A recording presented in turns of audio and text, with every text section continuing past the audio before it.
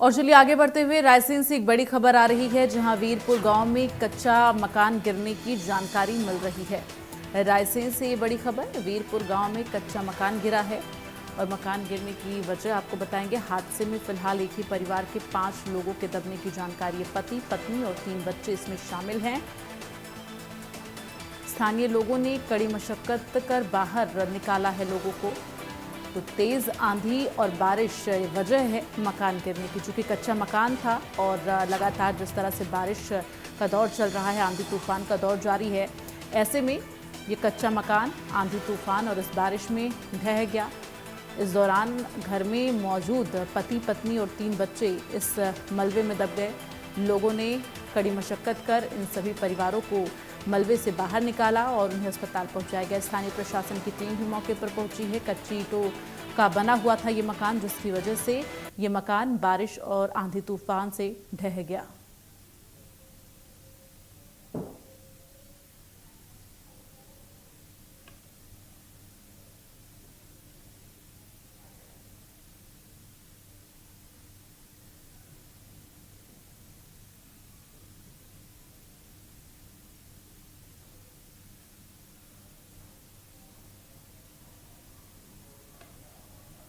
संवाददाता अजय हमारे साथ रायसेन से लाइव जुड़ गए हैं, सीधे उनका रुख करेंगे।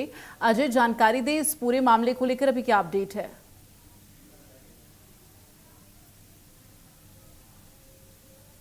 के ग्राम वीरपुर का ये मामला है, जहां पर क्योंकि बेगमगंज तहसील में बीती देर रात से भारी बारिश का सामना लोगों को करना पड़ रहा है। इसी कड़ी की बात करते हैं तो ये कैलाश अहरबार का ये मकान था, क्योंकि कच्ची ईंटों से बना हुआ मकान था और ऊपर पॉलीथीन चढ़ी हुई थी, जिसमें खकरे की डालियों के ऊपर पॉलीथीन चढ़ के ये कैलाश अहरबार है जो अपने परिवार का पालन पोषण कर रहा था। लेकिन क्योंकि पॉलीथीन में पानी भराने के कारण पूरा मकान भर कर गिर गया और उस समय कैलाश अहरबार खुद मकान में था, उसकी पत्नी थी और उसके 3 छोटे छोटे मासूम बच्चे भी उस मकान के जो मकान गिरा था उसके मलबे में दब गए थे। लेकिन जब चील चिल्ला पुकार सुनकर स्थानीय लोगों ने देखा कि कैलाश अहरबार का परिवार इस मलबे में दब गया है, तो तत्काल स्थानीय लोग पहुंचे और उन्होंने कैलाश अहरबार को उसके परिवार के बच्चों को बाहर निकाला। सबसे अच्छी राहत वाली बात यह रही कि इसमें कोई जनहानि नहीं हुई। वहीं स्थानीय लोगों ने तत्काल पुलिस को सूचना दी। स्थानीय पुलिस और स्थानीय लोगों ने क्योंकि मौके पर पहुंचते हुए सभी घायलों को 5 को अस्पताल पहुंचाया। यहाँ सिविल अस्पताल बेगमगंज में उनका इलाज जारी है। लेकिन यहाँ पर बताना चाहूंगा कि मौके पर पहुंचे स्थानीय प्रशासन अब इस बात की तस्दीक कर रहा है कि कैलाश अहरबार को अब किस प्रकार पुनः स्थापित किया जाए, इसकी चर्चा चल रही है। वहीं उसको कितना मुआवजा मिल जाएगा ये भी देखने वाली बात है। स्थानीय प्रशासन के अधिकारी मौके पर मौजूद है। लेकिन मैं आपको यहाँ पर एक बात और बताना चाहूंगा कि बीती देर रात से रायसेन जिले के बेगमगंज तहसील में झमाझम बारिश का दौर लगा हुआ है, लेकिन दौर चल रहा है। और इसी कड़ी की अगर बात करते हैं तो इस तेज बारिश के साथ साथ तेज हवा का दौर भी, यहाँ पर आंधी तूफान का दौर भी चल रहा है।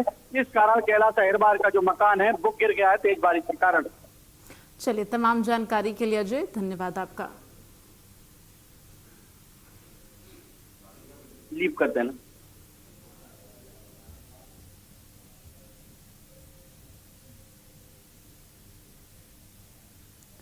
आगे बढ़ते हुए रुद्रप्रयाग